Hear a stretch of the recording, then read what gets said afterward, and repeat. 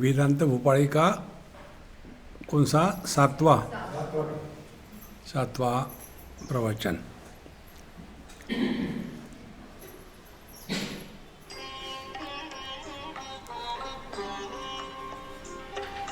Life is a time pass, क्या फर्क पड़ता है, कोई दिक्कत नहीं, पता नहीं, जो धारी राय सो मारी राय, nothing to do, nowhere to go, देखो सुनो मत बोलो,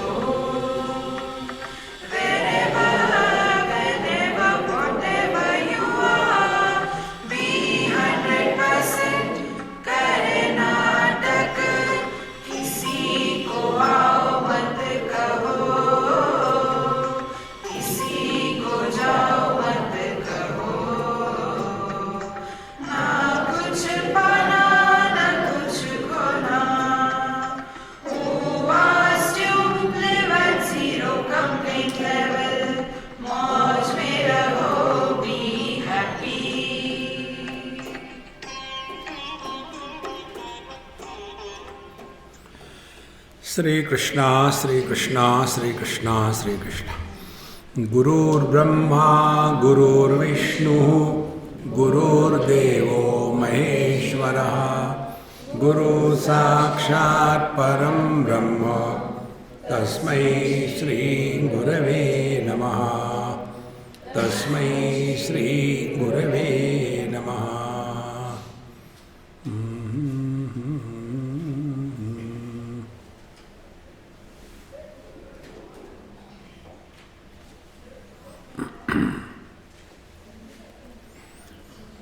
Let us read from verse number 16. महावाक्याचे निजसार, तू ब्रह्म हा निर्धार, महावाक्याचा वारंवार, कर विचार तू साक्षेपी, सद्गुरु मुखे श्रवण, महावाक्यार्थ होता जाण, तात्काळ ब्रह्म होय पूर्ण, परिते दृढ नव्हेच, श्रवणादिकांचा अभ्यास, येथेची धरी विश्वास, मनन आणि निदिध्यास, संशय विपर्यय जाईल,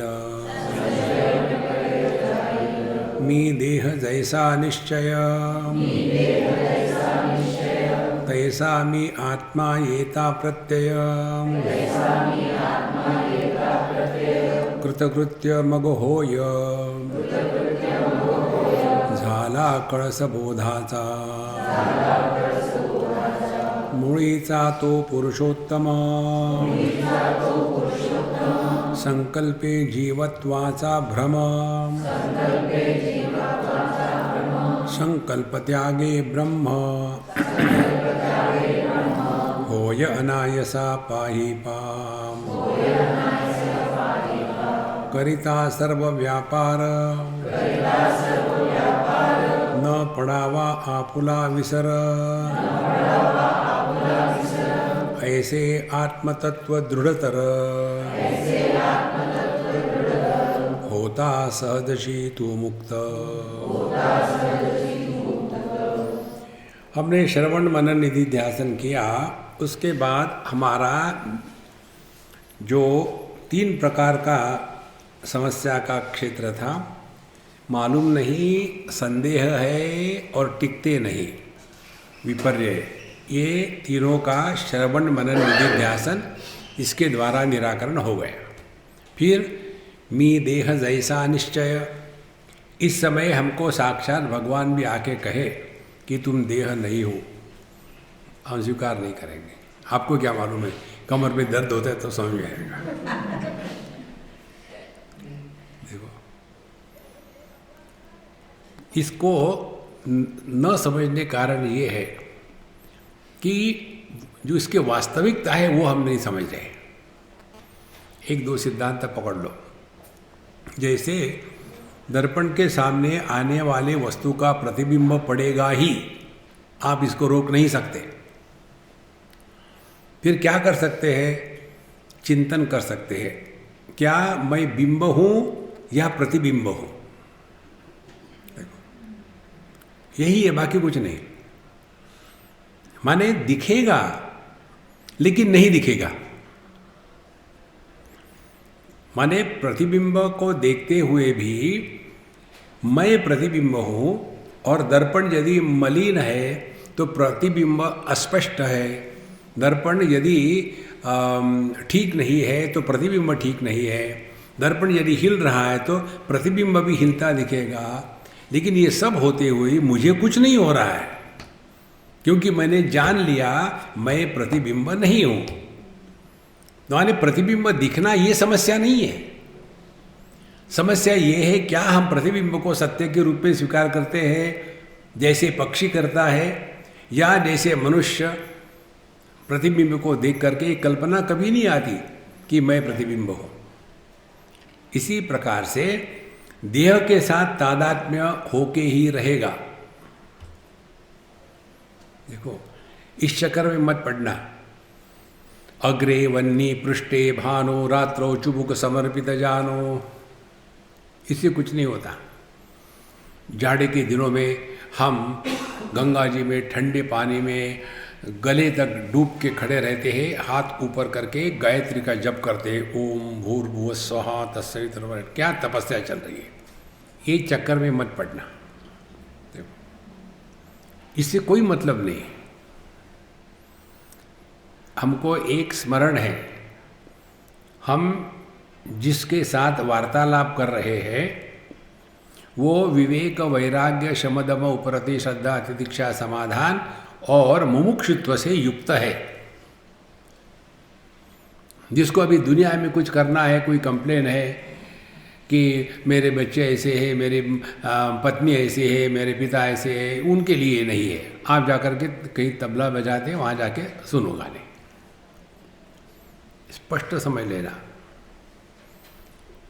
जो अनधिकार होंगे उनको यहाँ कष्ट होंगे। इसीलिए देहात्म भाव ये समस्या नहीं है। देहात्म भाव को सत्य मानना ये समस्या है। तो फिर क्या करना है, इसको देखो इस प्रकार से कि हम जब देहात्म भाव से जीते हैं तब उसके क्या लक्षण हैं, और जब हम देह के माध्यम से प्रकट होते हैं तब उसके क्या लक्षण हैं। ये दो लक्षणों से पता चलेगा कि हम देहात्म भाव में फंसे हैं या देहात्म भाव से मुक्त है। अब पहली बात, जब हम देहात्म भाव से रहते हैं उसको कहते हैं मिथ्यात्मा। देखो, 3-4 प्रकार के आत्मा होते हैं। एक होता है मुख्यात्मा जो अपना स्वरूप है। दूसरा है मिथ्यात्मा जो देहात्म भाव के बाद प्रकट होता है। जहाँ देह के साथ तादात्म्य हो गया, हम अपने को देह मानने लगे, उसको मिथ्यात्मा कहते हैं। फिर मिथ्यात्मा को सत्य मानने के पश्चात फिर गौणात्मा निर्माण होते हैं। गौणात्मा माने जितने रिश्ते नाते हैं, पति पत्नी, भाई बहन, माँ बाप, सास ससुर, ये सब गौणात्मा है। अब चिंतन करो, जीवन में दुखी कौन हो रहा है? मुख्यात्मा दुखी हो रहा है कि मिथ्यात्मा दुखी हो रहा है कि गौणात्मा दुखी हो रहा है? तो हमको पता चलेगा ये जो गौणात्मा है, पति पत्नी, भाई बहन, माँ बाप, ये दुखी हो रहे हैं। अब इनका आधार क्या है? इनका आधार है जब हमने देहात्म भाव को सत्य स्वीकार किया है। माने देहात्म भाव की निवृत्ति का तात्पर्य क्या होगा कि जितने भी रिश्ते नाते हैं ना, इसमें ज़्यादा उलझो मत, काम से काम रखो। ये भी हमने आपको बताया है, हम अपने माँ बाप को लेकर के उतने परेशान नहीं होते जितने बच्चों को लेकर के परेशान होते हैं। कारण क्या है? माँ बाप को स्वीकार करना ही पड़ता है, चॉइस कहाँ है? इसी प्रकार से बच्चों को भी स्वीकार करना ही पड़ेगा जैसे भी है। लेकिन हमारी समस्या ये है कि हमारे बच्चे जो है ना, ये श्रवण कुमार के जैसे हो। देखो, एक पत्नी सोचती है कि स्वामी जी हमको ऐसे बच्चे देना कि श्रवण कुमार के जैसे माँ बाप की सेवा करते रहे। अपने बच्चे तो चाहिए माँ बाप की सेवा करने वाले श्रवण कुमार के जैसे, और अपने सास के बच्चे यदि श्रवण कुमार के जैसे हो तो इसकी सांस फूलने लग जाती है। महाराज, ये सब जब दुनिया में देखो ना तो कहाँ दुख होगा, आनंद ही आनंद है। सब बेवकूफों का धंधा है। तो यदि हम देहात्म भाव से जी रहे हैं तो ये चीजों में हम फंसे रहेंगे। तो जब हमने रिश्ते नातों को सत्य मान लिया है तो साधना क्या होगी? जैसे हमने ये कल्पना करी है कि मैं अपने पत्नी के कारण दुखी हूं, तो मेरी साधना क्या होगी? पत्नी को सुधारना। हुआ है कभी? असंभव है। क्यों नहीं सुधार सकते? क्योंकि पत्नी नाम की कोई वस्तु है नहीं। देखो, ये बहुत सूक्ष्म बात है। इसीलिए आपको बताया था डाइवोर्स के बाद, हिंदी में क्या कहते हैं डाइवोर्स को मुझे मालूम नहीं, तो जो भी है, तो डाइवोर्स के बाद लड़की या लड़का दोनों भी विधवा और विधुर नहीं होते।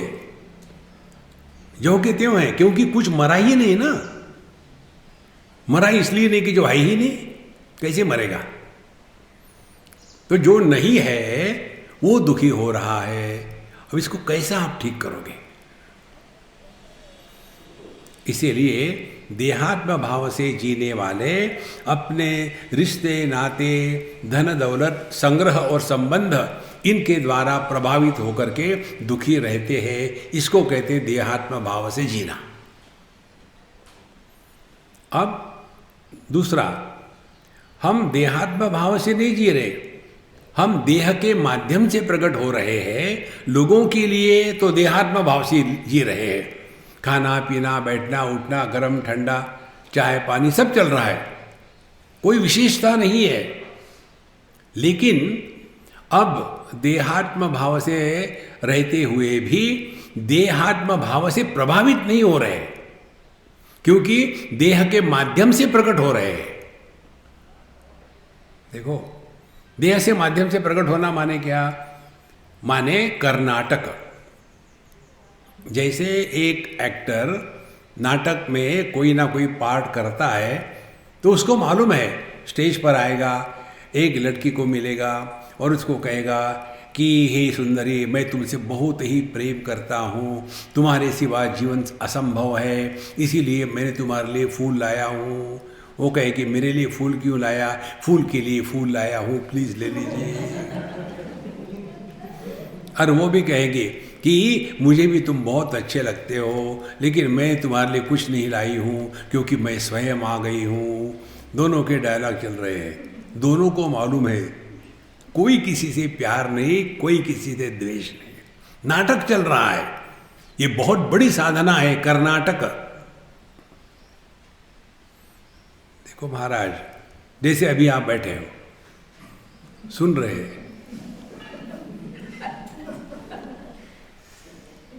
देखो सब होने के बाद भी फिर वही चीज़। स्वामी जी वो सत्संग हो गया तो ठीक है, लेकिन जो है ना मेरा लड़का जो है ना वो शादी नहीं करना चाहता, आप उसको समझाओ शादी करें करके।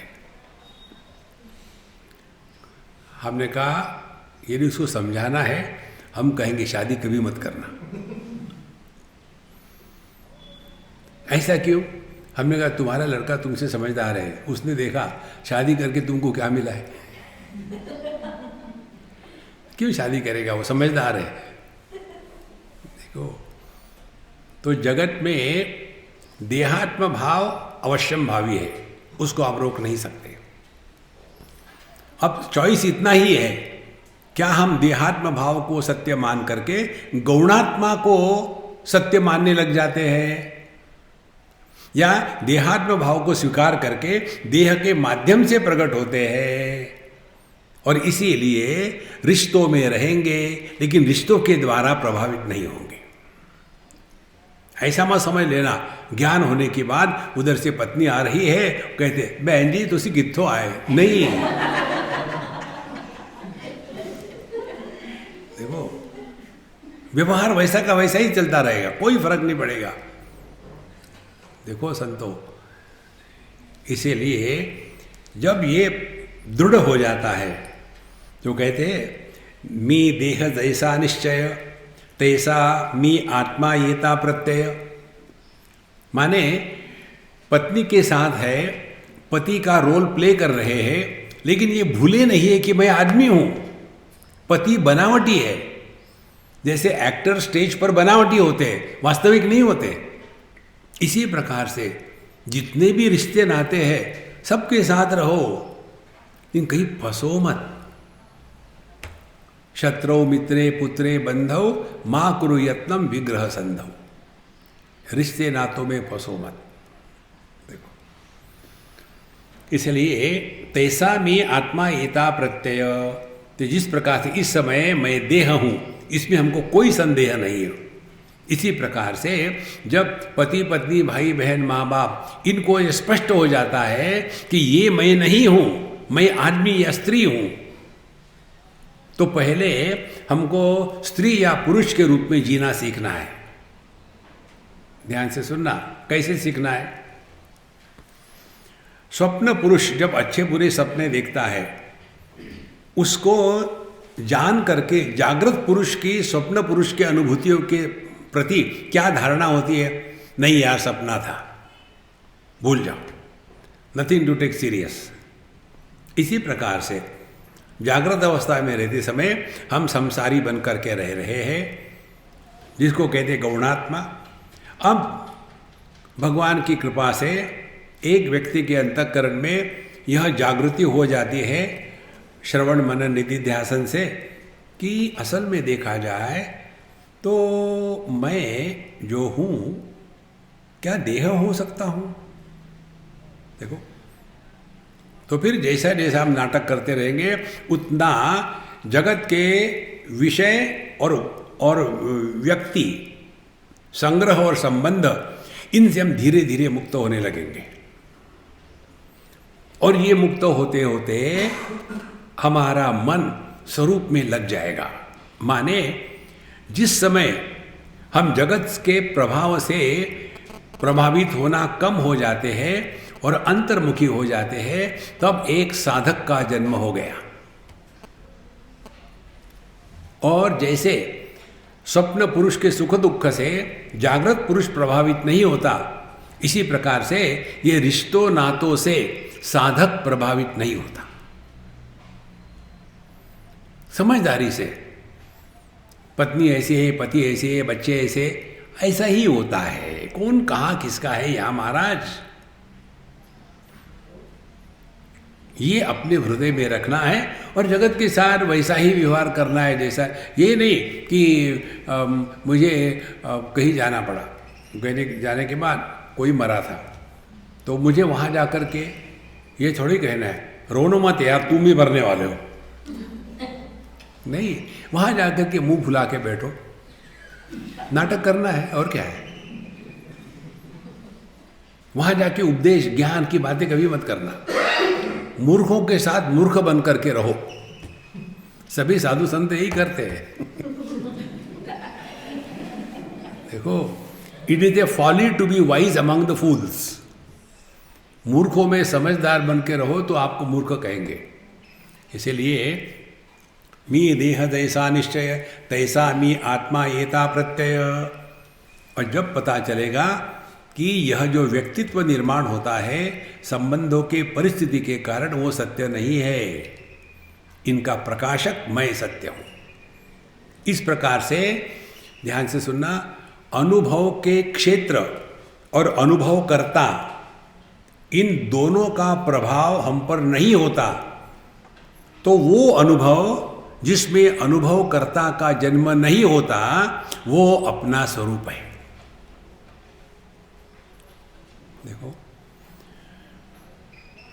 भोग्य वस्तु और भोक्ता दोनों का अभाव है तो केवल भोग मात्र है।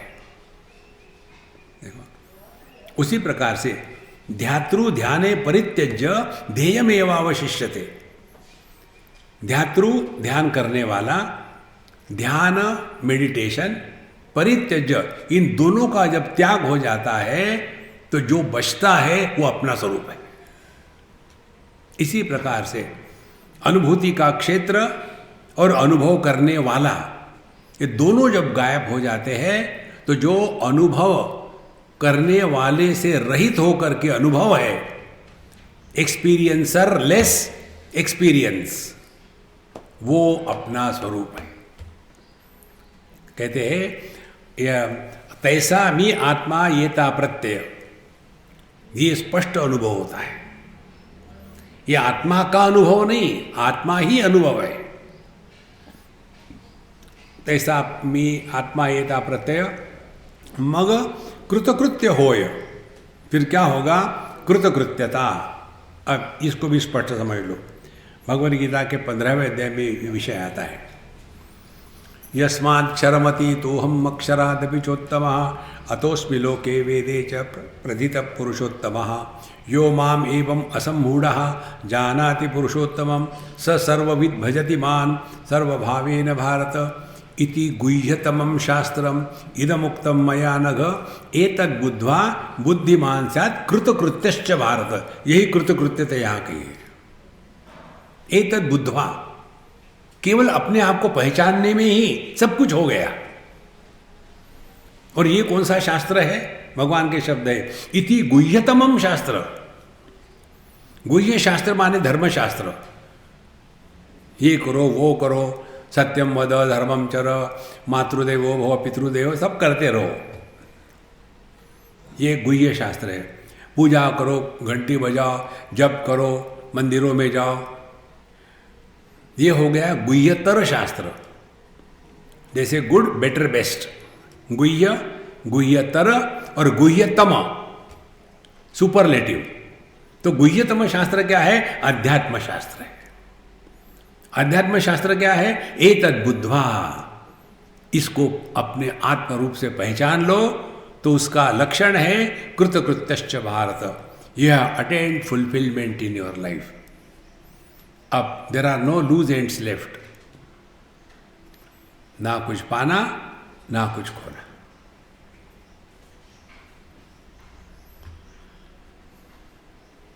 ये डिप्रेशन नहीं है।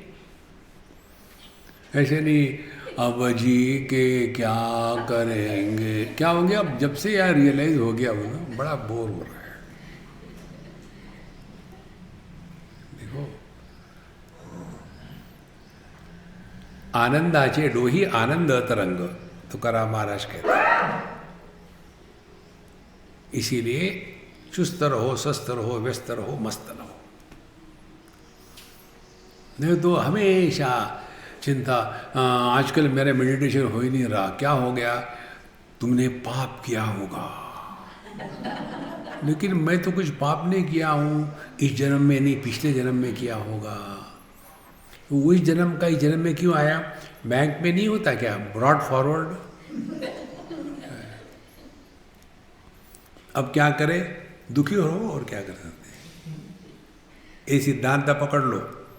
दुख का कारण कोई अन्य हो सकता है, हम सभी के सभी दुखी अपने चॉइस से है।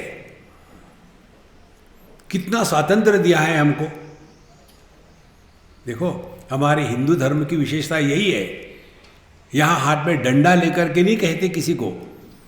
एक ही घर में एक होता है हनुमान जी का भगत, वो हिंदू है, दूसरा कृष्ण का भगत, वो हिंदू है, तीसरा देवी का भगत, वो हिंदू है, चौथा एथिस्ट है, वो भी हिंदू है।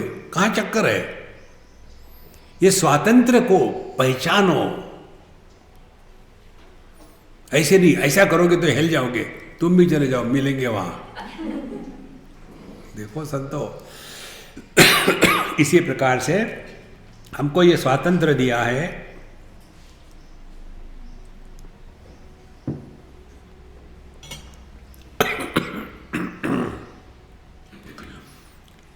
दुख आना किसी अन्य के कारण हो सकता है, लेकिन सभी के सभी हम दुखी अपने चॉइस से। इसीलिए मी देह जैसा निश्चय तैसा आत्मा येता प्रत्यय कृतकृत्य मग होय झाला कळस बोधाचा। तो व्हाट इज रियलाइजेशन? जीवन में कृतकृत्यता आ गई, ना उद्धव का लेना ना माधव को देना। फिर life is a time pass. देखो ये जितने भी वीआरएस वाले हैं ना, ये जितने दुखी होते हैं और कोई दुखी नहीं होता, क्योंकि अभी भी वो संसार में फंसे हुए हैं। लड़का क्या करता, लड़की क्या करती, उसका स्कूल का एडमिशन क्या हो गया, उसका मारो गोली यार, मौज में रहो ना। देखो आदमी के जीवन का असली समय मौज करने का, मौज में रहने का रिटायरमेंट के बाद होता है।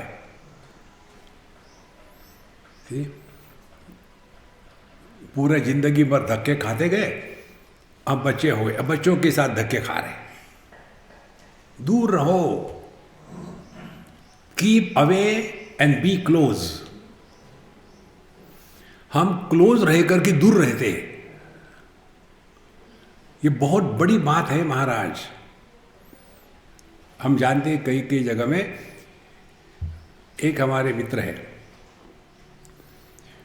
अब उनका लड़का पहले इंडिया में था, फिर यूके में था, फिर यूएसए में था, हम जगह हमेशा उसके साथ रहे, बहुत बढ़िया इंटरनेशनल पोजीशन पर था। फिर उसके माता पिता स्पष्ट है, हम हिंदुस्तान के बाहर नहीं जाएंगे, तुम रहो जहाँ मर्जी है रहो। फिर उसने कहा कि मैं इकलौता लड़का हूँ, तो मुझे उनकी देखभाल करनी है, तो वापस आ जाता हूँ। माँ बाप ने कहा बढ़िया आ जाओ, हम तुमको नहीं बुला रहे, तुमको आना है तुम आ जाओ। तो आने के पहले ही इन्होंने जो मेन मकान था, घर था, वो लड़के के लिए खाली कर दिया, और उसी कंपाउंड में दूसरा एक मकान था, उसमें स्वयं शिफ्ट हो गए।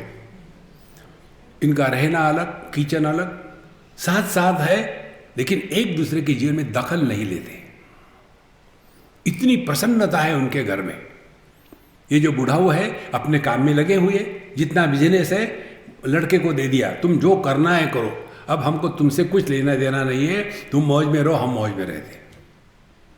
देखो जब हम गए थे तो खाना बनाने के लिए फिर सास बहू इकट्ठी आ गई, साथ बैठ के खाना खाते थे। ब्रेकफास्ट फादर के यहाँ और डिनर लड़के के यहाँ, बड़ा आनंद।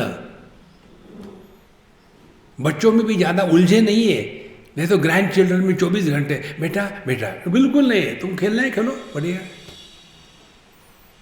ये होता है जीवन। लेकिन हम लोग इसी में फंसे रहते और कहते हमारी संस्कृति, काहे की संस्कृति, विकृति है ये। दूसरे के जीवन में ज़्यादा दखल मत लेना भैया, ये नहीं समझते, इसीलिए सब परेशानी होती है। इसीलिए कृतकृत्य मग होय, कृतकृत्यता यही है। अब लड़का बड़ा हो गया, वो अपना काम धंधा कर रहा है, उसकी बीवी है, उसके बच्चे हैं, अब उसको अपना जीवन जीने दो। आप अपने जीवन के जो बकेट लिस्ट थी, ये करना था वो करना था, हम नहीं कर पाए जब हम बिजी थे, आप अपने उन इसको पूरा करो। घूमने चले गए, पिक्चर देखे, संगीत सीखे, अपनी जो जो इच्छाएं रही थी पूरी कर लो ना। देखो तब जीवन में कृतकृत्यता आ गई। नहीं तो आखिरी दिन तक स्वामी जी आप मेरे लड़के को समझाइए ना। एक उदाहरण बताते हैं। एक देश के बाहर की बात है, गुजराती की। तो उनका लड़का और वो साथ साथ बिजनेस करते हैं। तो पिताजी ने मुझे कहा स्वामी जी मेरे लड़के को समझाओ आप कुछ, इतना बेवकूफ़ है, समझ भी नहीं आता क्या करो इसका मैं। मैं मरने के बाद इसका क्या होगा। हमेशा उसको कोसते हैं, डांटते हैं, एक ही बिजनेस। तो मैंने कहा कि बाबूजी मैं आपको बात बताऊं, यू आर द प्रॉब्लम। तुम्हारा लड़का कितने उम्र का है, 3 साल का कि 4 साल का है? बोले नहीं, वो 45 साल का है, उसकी बीवी है, उसके बच्चे कॉलेज में जा रहे हैं, और सबके सामने तुम अपने लड़के को कहते तुम बेवकूफ़ हो, तुमको समझ में नहीं आता। कैसे वो लड़का दुखी नहीं होगा? वो तुमको उत्तर नहीं दे रहा, उल्टा ये शुक्र समझो, मैं उसके जगह तो मैं लगा देता आपको। फिर हमने कहा उसको अलग रहने दो, उसके जीवन में दखल मत लेना। और गुस्से में ठीक है। फिर वो दूसरे शहर में जा कर के अपना बढ़िया मकान लेकर रहना शुरू कर दिया। 6 महीने के अंदर उसमें जितने भी रोग थे, हाथ अकड़े रहते थे, डिप्रेशन था, और पूरे जितने भी शारीरिक सब खत्म हो गए, कंप्लीट विदाउट ए मेडिसिन, सब खत्म हो गए। लेकिन अब बुढ़ाओं में रोग शुरू हो गए, क्योंकि कोसने के लिए कोई है ही नहीं वहां।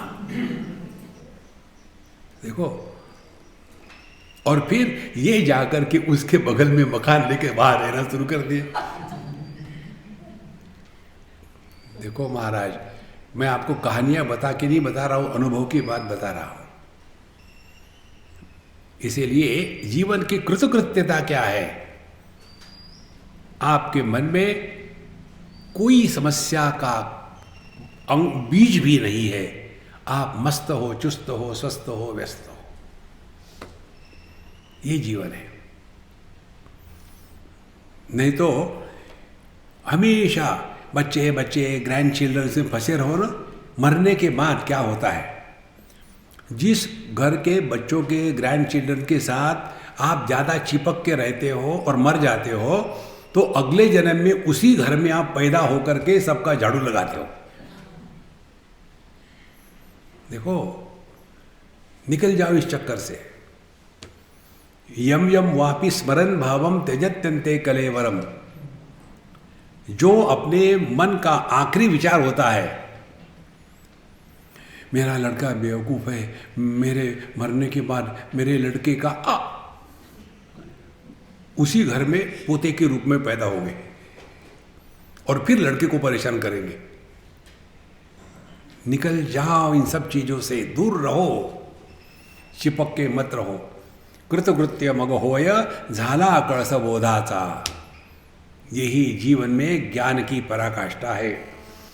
मुळीचा तो पुरुषोत्तम, संकल्पे जीवत्वाचा भ्रम। असल में हम पुरुषोत्तम है, असल में पुरुषोत्तम है। पुरुषोत्तम माने क्या? यस्मात् क्षरमति तो हम अक्षरादभिचोत्तम अतोस्मि लोके वेदे च प्रथित पुरुषोत्तम। क्योंकि मैं सापेक्षता के परे हूं। सापेक्षता क्या है? दृश्य और दृष्टा। देखो, क्षर पुरुष माने दृश्य जगत, अक्षर पुरुष माने दृष्टा। जो दृश्य और दृष्टा इनके परे है, यस्मात् अति तो हम, मैं इनके परे हूं, उसको कहते पुरुषोत्तम। देखो, इसीलिए यहां कहते हैं मुळीचा तो पुरुषोत्तम। फिर संकल्पे जीवत्वाचा भ्रम। फिर संकल्प शुरू कर दिया, मैं पति, मैं पत्नी, मैं भाई, मैं बहन, उसके बाद मेरे कर्तव्य है, फिर मैं दादा, फिर मैं दादी, नाना, फिर नानी। और फिर क्या हमारे ये कर्तव्य नहीं है कि हम अपने पुतों को ज्ञान देवें? कौन चाहता है आपसे ज्ञान? दुनिया ज्ञान नहीं, प्रेम चाहती है। और जितना प्रेम दूर रह करके होता है, उतना नजदीक रह करके नहीं होता। देखो संतो, आप देखो किसी भी मंदिर में जाकर के, कितना भी बड़ा मंदिर हो, वहाँ के जो पुजारी है, उनकी भगवान के प्रति जो आस्था है, और एक भगत बड़ी मुश्किल से धक्के खा करके वहाँ जाता है, उसकी आस्था है, उसमें जमीन आसमान का अंतर होता है।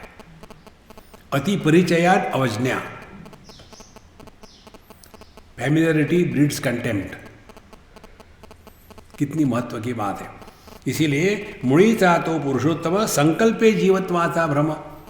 फिर हमने संकल्प किया कि मैं पति हूँ, मैं पत्नी हूँ, मैं भाई हूँ, मैं बहन हूँ, अब ये मेरे कर्तव्य है, और फिर भ्रम इसी में फंस गए। देखो, ये संसार भगवान ने निर्माण नहीं किया है। दो प्रकार की सृष्टि है, एक है ईश्वर सृष्टि, दूसरी है जीव सृष्टि। ईश्वर ने स्त्री को जन्म दिया। स्त्री ईश कार्या है। एक ही स्त्री से पिताजी ने कन्या को जन्म दिया, पति ने पत्नी को जन्म दिया, और पुत्र ने मां को जन्म दिया। दुखी होने वाले और दुखी करने वाली स्त्री नहीं है। दुखी करने होने वाली या तो कन्या होगी, या तो पत्नी होगी, या तो मां होगी। इनका कोई स्थान नहीं कहीं। यही भ्रम है। देखो महाराज, और ये भ्रम कब होता है? देहात्म भाव के बाद। उपनिषद कहती है सुषुप्ति अवस्था में जब देहात्म भाव नहीं है, उस समय तत्र माता अमाता भवति।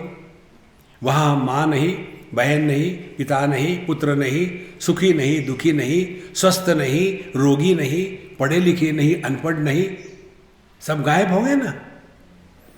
तो ये सबका निर्माण देहात्म भाव के बाद होता है। कैसे? देहात्म भाव को सत्य माना है इसलिए। फिर संकल्पों का फिर एकदम खजाना खुल जाता है। एक देहरादून की बात है, हम किसी टीचर के यहाँ रहते थे, सत्संग के लिए गए थे वहाँ की स्कूल में, वेल्लम गर्ल्स स्कूल में। तो टीचर भी अभी रिटायर होने वाली थी, उनके पति देव रिटायर हो चुके थे। बहुत बढ़िया कोठी थी, चारों तरफ से बड़ा कंपाउंड, वहाँ लीची के पेड़ थे, कम से कम 15-20 पेड़ हो गए, बहुत ही अच्छा था। बस बैठ कर के हम खाना खाते थे। एक ही विषय उनका, हमारा जो लड़का है अशोक, वो इतना अच्छा है, ये है, वो सीए करने के लिए इंग्लैंड गया है। अब बस दूसरा विषय ही नहीं। जैसे रामायण वैसे अशोकायन रोज सुन के मेरे कान दुखने लग गए। इतना अच्छा है, ऊपर आँख देख करके देखता नहीं, अपने काम में लगा रहता है, बिल्कुल बोलता नहीं किसी से, शांत।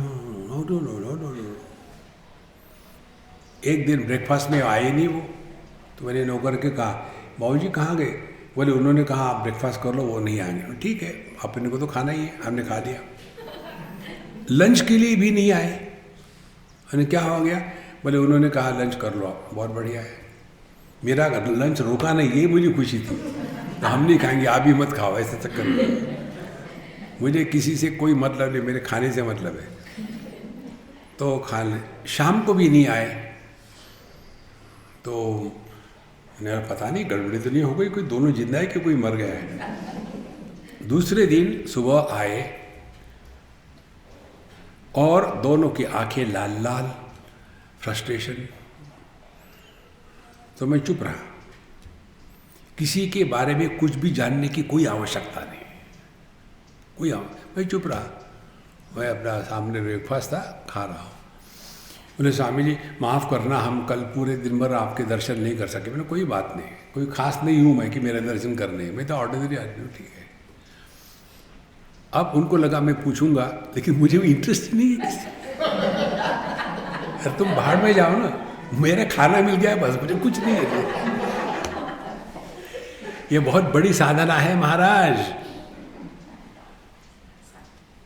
फिर उन्होंने शुरू कर दिया, स्वामी जी हम आपको अशोक के बारे में बता रहे थे ना। हाँ बता रहे थे, यहाँ से गया था, इतना अच्छा था, भूतकाल हो गया। अब उसका फोन आया, हम आ रहे हैं। फर्स्ट पर्सन सिंगुलर गया था, प्रथम पुरुष एक वचन गया था, अब द्विवचन करके आ रहा है, हम आ रहे हैं। और ये भी कहा कि हमने यहाँ शादी कर ली है क्रिश्चियन हिसाब से, लेकिन हम वहाँ आकर के फिर हिंदू स्टाइल से शादी कर लेंगे। और फिर रोना धोना शुरू। फिर स्वामी जी हमने इसके लिए ये सारी प्रॉपर्टी सब कुछ, जहाँ भी हम जाते थे उसके लिए लड़की ढूंढते थे। ये अच्छी होगी अशोक के लिए, नहीं इसकी हाइट जरा कम है, थोड़ी और 2 इंच ऊंचा हो जाता फिर अच्छी दिखती। जैसे मार्केट में जाकर के डॉल खरीदते हैं वैसे हर जगह देखते थे हम। और उसके फ़ोन आया, वो शादी करके आ रहा, और फिर रोना धोना शुरू। स्वामी जी बताइए, वो वहाँ सेटल होना चाहता है, यहाँ वापस भी नहीं आना चाहता है। अब ये इतनी प्रॉपर्टी ये उसके लिए रखी थी, अब क्या करे। हमने कहा माँ दुखी मत हो, मुझे ट्रांसफ़र कर देना। आपकी समस्या प्रॉपर्टी की है ना, मुझे ट्रांसफ़र कर देना, क्योंकि सबके दुख निवारण के लिए हम लोग। देखो अब उसको दुखी करने वाला भगवान है क्या? ईश्वर के सृष्टि में दुख नहीं है, जीव की सृष्टि में सुख नहीं है।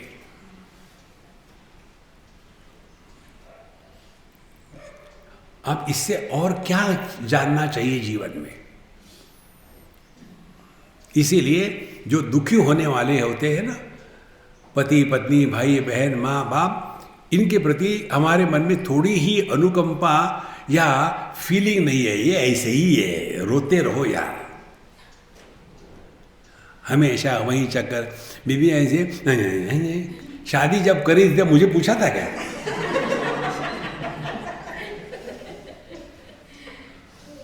अब भुगतो। लेकिन ये ऐसे क्यों, मेरी बीबी इतनी बेवकूफ़ क्यों है? वो बेवकूफ़ है इसलिए तुमसे शादी करी, समझदार होते तो कोई शादी नहीं करता। हर एक पति को यही लगता है कि पत्नी बेवकूफ़ है, होती ही है, ये तो कौन शादी करेगा। रिलैक्स हो जाओ महाराज, रिलैक्स हो जाओ। जो व्यक्ति अन्य के कारण दुखी होता है वो बेवकूफ़ शिरोमणि होता है। यदि हम यहाँ सत्संग कर रहे हैं और आपको समझ में नहीं आ रहा और इसीलिए मैं दुखी हूँ, तो मेरे जैसा महामूर्ख कोई है ही नहीं। मैं तो चाहता हूँ कोई समझे ही ना, फिर अगले बार फिर आओगे, मेरा दुकान चलता रहेगा। देखो महाराज, दुखी रहो। कृतकृत्य मग होय धाना कलश बोधाता मुड़िता तो पुरुषोत्तम संकल्पे जीवत्वाता भ्रम। यही संकल्प विकल्प करते हैं। देखो ऐसा होना चाहिए, वैसा होना चाहिए। अरे मनुष्य कोई फर्नीचर है कि यहाँ से वहाँ रख दिया? हर एक का अपना अपना जीवन है, किसी के भी जीवन में दखल मत लेना। किसी को भी कुछ बताने की कोई आवश्यकता नहीं। अगला पूछने वाला भी होता है ना, संन्यासोपनिषद में एक मंत्र आता है, ना पृष्ठः कस्यचित् ब्रूयात् न च अन्यायेन च पृच्छतः जानन अपि मेधावी जड़वल लोकमाचरे। अगला आदमी प्रश्न पूछता है, उसकी नियत देख लो। यदि नियत में जिज्ञासा होगी तो बोलो, नहीं तो जानन अपि, जानते हुए भी जड़वत लोकमाचरे। अरे आपने को पता ही नहीं, पता नहीं अपना महामंत्र है। कोई जरूरत नहीं। एक बहुत महत्व का सिद्धांत, स्कूल में प्रश्न पत्रिका देते हैं, उसमें कहते 100 में से कोई भी एक प्रश्न का उत्तर दो।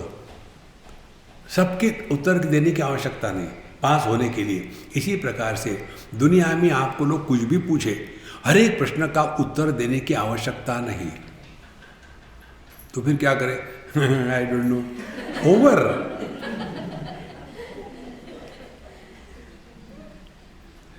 Life become simple. नहीं तो हम शुरू करते हैं, तबीयत कैसे? बैठी 1857 में। अरे देखो, बूढ़े लोगों की समस्या मालूम है क्या है? उनको कोई ना कोई श्रोता चाहिए। और यदि आप ऐसे के लोगों के साथ फंस गए ना, तो उनको चाबी मार के छोड़ देना। वो बोलते रहेंगे, उनको जरूरत नहीं कि आप सुनो, उनको बोलना है। देखो, इसीलिए संकल्प त्यागे ब्रह्म खोय अनायसा पाहिमा। जहाँ आपने ये फालतू की चीज़ों से मन को हटा दिया, अब कोई संकल्प विकल्प नहीं। देखो, माने हमको, माने ब्रह्म को संकल्पों ने ढक दिया है। देखो, घूंघट के पट खोल तो ही पिया मिलेंगे, ये समझ लो। विषयों ने इंद्रियों के ढक दिया है, इंद्रियों ने मन को ढका है, मन ने विवेक को ढका है, विवेक ने चेतना को ढका है, चेतना का आधार शुद्ध चैतन्य ज्यों का त्यों है। कैसे ढका है? विषयों को जब महत्व देते हैं तो हम इंद्रियों से भटक जाते हैं, इंद्रियों को जब महत्व देते हैं मन से भटक जाते हैं, मन को जब महत्व देते हैं तो विवेक से भटक जाते हैं, विवेक में कार्य कारण में फंस जाते हैं तो चेतना से भटक जाते हैं, और जड़ चेतन के फंसे हैं तो चैतन्य से दूर हो गए।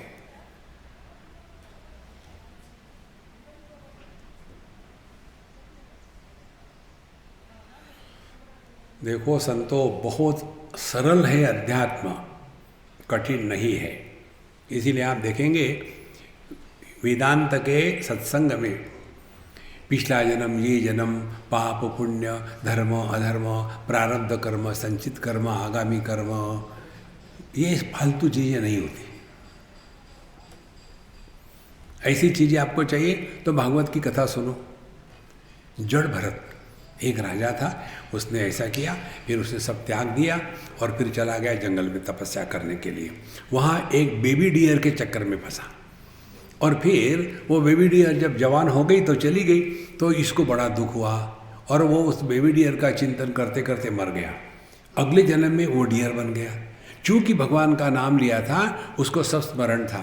फिर एक दिन वो डियर भी मर गया, फिर ये मनुष्य रूप में आया और फिर जड़ भरत के रूप में पैदा हुआ। बड़े सिद्ध महात्मा थे। ये कहानी का तात्पर्य क्या है? तात्पर्य निर्णय, माने मॉरल ऑफ द स्टोरी। जब कुछ बताते हैं तो उसका तात्पर्य क्या है, किस लिए बताई ये बात? देखो, ये तत्व ऐसा है कि ये ऐसा है वैसा है नहीं बता सकते, आपको समझना पड़ता है तात्पर्य को निकालने के बाद। देखो, जैसे बीच में कोई कहानी बताते हैं, कोई जोक बताते हैं, इसका तात्पर्य क्या है, क्यों बताया, वो नहीं जानने के कारण स्वामी जी आपकी जोक बहुत अच्छे होते। एक अम्मा ने, केरला की बात है, अंग्रेज थी, सत्संग में आई थी। सत्संग के बाद मुझे झगड़ा करने लगी, स्वामी जी आप लड़कियों की हमेशा मजाक उड़ाते हो, स्त्रियों की मजाक उड़ा, ऐसा क्यों? हमने कहा माफ़ करना, मेरे से बहुत गलती हो गई, अब मैं कभी नहीं करूँगा, मुझे माफ़ कर देना। मूर्खों के मुंह नहीं लगना चाहिए। देखो, ये दुनिया ऐसी ही है, इस चक्कर में मत पड़ो।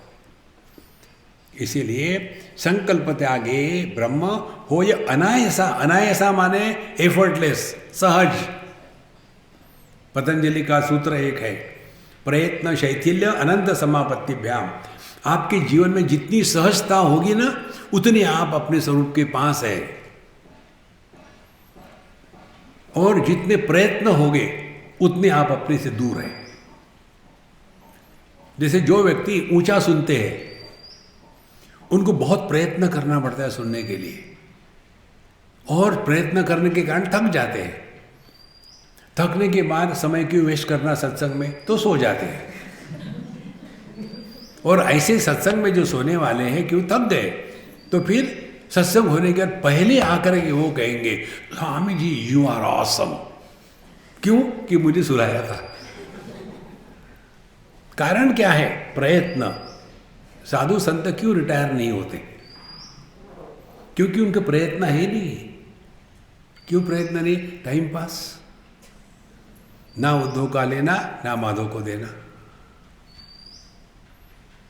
देखो, बाकी सब रिटायर होते हैं ना, पति पत्नी भाई बहन, उसके बाद ऑफिसर सबऑर्डिनेट बिजनेस, सब रिटायर होते हैं। बाबा जी रिटायर नहीं होते, क्योंकि टायर्ड होते ही नहीं। जो टायर्ड होगा वही रिटायर्ड होगा ना। रिटायर्ड का मतलब है even government is tired of him, इसीलिए उसको निकाल दिया, तुम जाओ, बहुत हो गया। तो संकल्प त्यागे ब्रह्म हो ये अनायसा पाही वा। ज्यादा दिमाग में कीचड़ कीचड़ मत करो, रिलैक्स रिलैक्स रिलैक्स। रिलैक्स को लेकर के परेशान, रिलैक्स कैसे हो, एक चाटा लगाओ ठीक हो जाओगे। दो शब्दों का उच्चारण कभी मत करना, दो शब्द, क्यों और कैसे। फिर प्रश्न पूछेंगे क्यों और फिर कैसे। पूरा जीवन जो है क्यों क्यों क्यों कैसे हो चल रहा। देखो, दो शब्द निकाल दो, आपके मन मुख से एक भी प्रश्न निकलेगा नहीं। स्वामी जी आपने वो क्यों नहीं किया, नो क्यों नो कैसा। अंग्रेजी में why why why, because the sky is too high. And how how how, पूरा जीवन howling at the world and wailing away the opportunity. Discover your truth. तो संकल्प त्यागे ब्रह्म हो या अनायसा पाही पा। इसीलिए जीवन में सहजता अत्यंत आवश्यक है। हमको किसी के सामने कुछ सिद्ध नहीं करना है। हम लोगों की यही समस्या है, हम कुछ ना कुछ सिद्ध करना चाहते हैं। I am very discipline, I get up early in the morning and then sleep again and then I take vegetarian food. किसने पूछा है तुमको, किसने, हु आस्क्ड यू। आप देखेंगे 99% चीज़ें हम लोगों से बोलते हैं जो हमको कभी पूछी नहीं गई, हम बोलते जाते हैं। किसने पूछा, नहीं मुझे कहना था, हमको नहीं सुनना। देखो, ये बात अपने जीवन की अनुभूतियों से मिलती है, हम आपको पुस्तक से नहीं बता रहे हैं। ये बात हमने कहाँ सीखी थी, हमने बताया था एक सत्संग में। बद्रीनाथ में थे हम, एक हमारे भगवती अम्मा थी, हमसे बड़ा प्रेम, तो हम जा कर के उसके गोद में लेटते थे, वो हमसे खेलती थी, उस समय हम जवान थे। तो एक दिन मैं आया सुबह सुबह दर्शन करके, और वो चाय बना रही है। मैंने कहा कि अम्मा मैंने निर्णय ले लिया, अब मैं लेक्चर देना बंद करूँगा, बहुत हो गए लेक्चर। तो उसने, वो हंसने लग गई। हमने कहा हंसने की क्या बात है, कि जो कहे क्या। बोले हंसने इसलिए रही हूँ, तुमने किसके प्रश्न का उत्तर दिया। तुम जो कह रहे हो मैं प्रवचन नहीं दूंगा, किसने पूछा था तुमको, भगवान ने पूछा था क्या, नहीं, दुनिया ने पूछा नहीं, तो किसके प्रश्न का उत्तर दे रहे हो। उस दिन जैसे आंखें खुल गई। कितना हम बोलते, किसी ने पूछा है, स्वामी जी मुझे आपसे कुछ कहना है, हमको सुनना नहीं। देखो, अन्य से हम बात करते हैं तब अपने भूतकाल का भूत, और अपने से जब बात करते हैं तो भविष्य काल की चिंता। ये दो के कारण हम वर्तमान से हट जाते हैं। रस्सा कशी होती है ना, इधर से रस्सी उधर से रस्सी। कल्पना करो एक पतित पावन सीताराम है और उसकी दो पत्नियां हैं, दोनों ने दो हाथ खींचे और खींच रहे और घूम रही है, तो क्या होगा, उसको दही में रख दो, बटर ऊपर।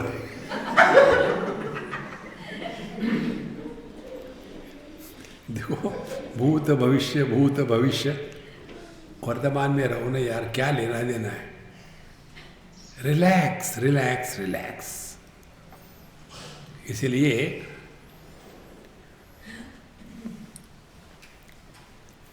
फिर होय अनायसा पाह्य, फिर कहते हैं करिता सर्व व्यापार न पड़ावा आपुला विसर, ऐसे आत्मतत्व दृढ़तर होता सहजशी तू मुक्त। करिता सर्व व्यापार, जगत में नॉर्मल रहना है, एक्स्ट्रॉर्डिनरी बन करके मत रहो। अध्यात्म का तात्पर्य हमको विशेषता प्रकट नहीं करनी। देखो, जहां जहां विशेषता है वहां संसार है। परमात्मा निर्विशेष है। देखो, जैसे आकाश मंदिर में हो या टॉयलेट में हो, कुछ फर्क नहीं पड़ता। परमात्मा चाहे साधु संतों को जीवन दे रहा हो, चाहे चोर उचक्कों को जीवन दे रहा, कोई फर्क नहीं पड़ता। ऐसे नहीं कि साधु संतों में पवित्र परमात्मा होते हैं और चोर उचक्कों में बुरे होते, नहीं। जितनी विशेषताओं का त्याग होगा उतने हम अपने स्वरूप के पास आएंगे। कितनी विशेषताओं का बोझा है। स्त्री पुरुष जवान बूढ़े, पढ़े लिखे अनपढ़, अमीर गरीब, हिंदू मुसलमान, कितनी विशेषता है। एक विशेषता हो स्पिरिचुअल। असली आध्यात्मिक शैली यही है, सब विशेषताओं का त्याग कर दो, उसी में आनंद है। और ये हमारी बात मत मानो, अपने अनुभव को देखो। सुषुप्ति में हमने सब विशेषताओं का त्याग कर दिया है। वहां हम नहीं कहीं होते, कब होते हैं, कुछ होते हैं, कुछ भी नहीं। ये जो तीन बातें हैं, देश काल वस्तु, इससे मुक्त होकर के जीना, यही अध्यात्म है। इसीलिए करता सर्व व्यापार, न पड़ावा आपुला विसर। जगत में रहो, जैसा करना है वैसा करते रहो, लेकिन भूलना मत ये सब नाटक चल रहा है। ये नाटक करने वाला नहीं भूलता, नाटक देखने वाले भूलते हैं। नाटक करने वाला रो रहा है, उस पर अत्याचार हो रहा है, और जो ऑडियंस है वो टिश्यू पेपर निकाल करके, अब पता नहीं आजकल क्या हो गया, लोग रुमाल की जगह टिश्यू पेपर लेते हैं और आंखों की जगह नाक पूछते हैं। माने जो ये है टीयर्स जो है वो लैक्रिमेशन डक्ट से नाक के अंदर आते हैं, डाइवर्ट कर दिए। उस समय वो एक्टर के मन में क्या चलता है, अरे बेवकूफ हो, मैं पैसे लेकर के झूठ मूठ का रो रहा हूं और तुम पैसे दे करके असली रो रहे हो, क्या समझदारी है। सब नाटक है भैया। सभी समस्याओं का समाधान एक शब्द में है, दुनिया राम लीला है या कृष्ण लीला है। लीला में सब चाहिए। ऐसा कोई नाटक हो। एक लड़का आया मंदिर में, लड़की को देखा, लड़की आई लड़के को देखा, दोनों ने पूछा एक शादी करोगे? हाँ करेंगे, चलो जाते हैं। गए माँ बाप के पास, शादी करने कर डालो, नाटक खत्म। कोई देखेगा ऐसे नाटक? लड़का आया, लड़की आई और लड़का लड़की की तरफ देख रहा है, उतने में गब्बर सिंह आ गया, लड़की को छेड़ने लग गया। डिशिंग डिशिंग डिशिंग चल रहा है। अच्छा फिर क्या हो गया, फिर क्या हो गया? आदमी को टेंशन में रहने की आदत हो जाती है ना, तो रिलैक्स नहीं रह सकता। तबला और दिमाग हमेशा टाइट करके नहीं रखते। जब काम हो तभी तबले को टाइट करते हैं, फिर ढीला करके रखो ना। इसी प्रकार से जब आवश्यकता है तब ध्यान दो, नहीं तो मौज में रहो। करिता सर्व व्यापार, न पड़ावा आपुला विसर। भूलो मत आप अपने आप को। आप पति पत्नी भाई बहन ये नहीं, आप साक्षात परमात्मा हो। परमात्मा क्या है? आनंद स्वरूप। आनंद का अर्थ बेवकूफ के जैसे हंसना नहीं, आनंद का अर्थ कोई कंप्लेंट नहीं, यह है बढ़िया है, कोई दिक्कत नहीं। देखो महात्मा अपना महामंत्र, कोई दिक्कत नहीं। नहीं तो इसी में फंस जाते, यार वहाँ जाना है, कैसे होगा, क्या होगा, जाऊँ कि ना जाऊँ, कितना डर डर डर डर। मनुष्य मृत्यु से जितना दुखी नहीं होता उतना डर से दुखी होता है। करिता सर्व व्यापार न पड़ावा आपुला विसर, ऐसे आत्म तत्व दृढ़तर होता सहज चीतु मुक्त। ये अभ्यास करता करते करते आप रिलैक्स रहने लग जाते हो।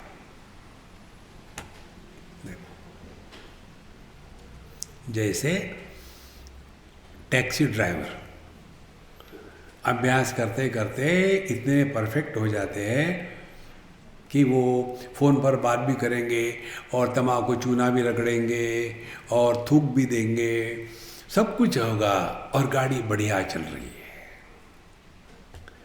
डिफ़ॉल्ट, जैसे अभी हम डिफ़ॉल्ट दुखी होते हैं, वैसे साधु संत डिफ़ॉल्ट हैप्पी रहते हैं। अभ्यास यही है, मौज में रहो। Don't struggle to become happy, be happy. किसी ने गलती करी, बाबूजी आप कैसे हो, बैठो बेटा बताता हूँ, बिल्कुल मत भागो ऐसे आदमी से। इसीलिए कभी भी गलती मत करना, किसी को भी उसके बारे में मत पूछना। एक बार आपने पूछ लिया कि पकड़ लेगा, बैठो, अब जाओगे कहाँ। अब सुनो, ओम पूर्णमदः पूर्णमिदं पूर्णात् पूर्णमुदच्यते पूर्णस्य पूर्णमादाय पूर्णमेवावशिष्यते। ओम शांति शांति शांति। हरि ओम। श्री गुरुभ्यो नमः। हरि ओम।